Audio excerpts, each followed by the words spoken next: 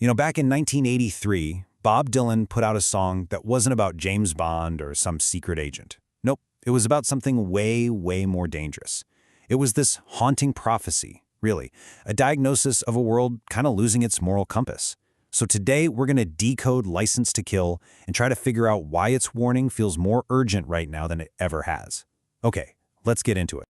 This line, right here, this is the question that beats at the very heart of the song. It's repeated over and over, almost like a prayer that has no answer. There's this woman, she's just sitting there, watching, and she keeps asking, but what is this license? So, these are the two big mysteries Dylan sets up for us. To really get the song's power, we have to figure out what this permission slip actually allows for. And maybe more importantly, who's the one holding it? The answers? Well, they paint a pretty chilling picture of power, progress, and decay. All right, here's how we're going to break it all down. We'll start with that haunting question. Then we'll look at the guy at the altar of a pool. We'll see how he was mismanaged with great skill. Then we'll meet the woman watching it all. And finally, we'll connect it all to the world we're living in right now. Okay, first up, let's tackle that haunting question and really unpack the central mystery of this song. What in the world does Dylan mean by a license to kill? So let's be super clear. This isn't about literal physical violence. It's about a kind of moral death. It's the freedom that arrogant power gives itself to pollute, to lie, to exploit, to just tear down the whole idea of fairness, and to do it all without any consequences. Really, it's a license to kill empathy, to kill truth, and to kill basic decency. So, if that's the license, who's holding it? Let's take a look at Dylan's diagnosis of this character, this man that he describes as worshiping at the altar of a pool. And right away, this just reveals Dylan's deep cynicism about what we call progress. He sings, "Oh, man has invented his doom. First step was touching the moon." Wow. I mean, think about that. He takes one of the greatest achievements in human history and says, that wasn't a triumph. That was the first step toward our own destruction. The same pride that got us to the stars is the same pride that's going to bring us down. This line is just brilliant because it gets to the root of the whole problem. It's pure narcissism.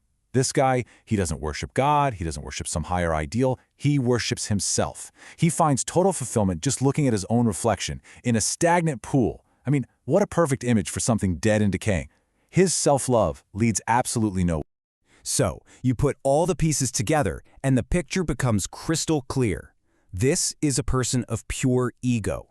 He thinks he owns the world, and because of that, he can do whatever he wants with it. He is completely opposed to the idea of fair play.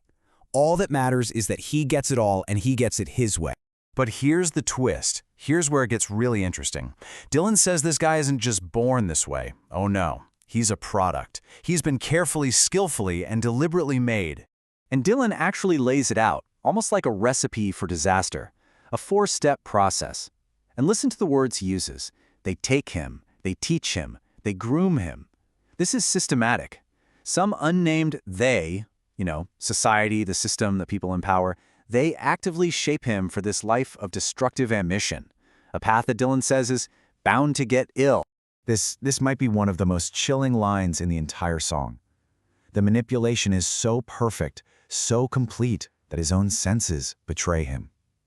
He trusts only what he can see with his own 2 eyes, but his eyes have been so warped that they just feed him lies. He is both a monster, for sure, but he's also the victim of a system that is profoundly broken. And so, the question comes back. Now we've seen the man, we've seen how he was made, we see the damage he's capable of, and suddenly that woman's question feels less like a philosophical thought and more like a desperate, urgent plea. So let's turn our attention now to the only other character in this whole drama, the woman on the block. Who is she? What's her role in this story? You could say she's the conscience of the song. While the man of power is out there doing things, she's just watching. She doesn't have a license to do anything. All she has is her voice and a single question that just cuts through all the noise. A question that nobody seems willing or able to answer. She's like the last echo of empathy in a world that's going quiet. I mean, listen to the way Dylan describes her. She's passive, she's still, she's cold. She is this moral witness who is almost frozen by the horror of what she's seeing. But her power, it isn't in action. Her power is in her refusal to look away, her refusal to stop asking that fundamental question, even when it feels like no one is listening. She's the one keeping the idea of accountability alive, even if just barely. And this right here is where a song from 1983 suddenly just snaps into focus. This warning, it becomes startlingly real when we connect the dots to our world today. So, back in the early 80s, you could probably guess who Dylan was aiming at. The license was likely for corporate polluters, for Cold War hawks, for the architects of a culture that put profit over people. The guy who rules the earth and does with it as he please. Yeah, that was a pretty clear shot at unchecked industrial and political power. But today that license feels like it's gotten broader. It's not just about some far-off corporate or government actions anymore. It's evolved. It's become a personal, cultural permission slip. A license to be cruel. A license to mock. A license to just throw empathy out the window in how we treat each other. And this is where some would argue we see a modern version of Dylan's man. The rhetoric of a leader like Donald Trump can be seen as actively expanding this very license. When mockery, cruelty, and contempt are normalized from the very top, it acts like a cultural permission slip for everyone else to embrace those worst traits that Dylan described. The person who is opposed to fair play and wants it all, and he wants it his way. And that's where it leaves us.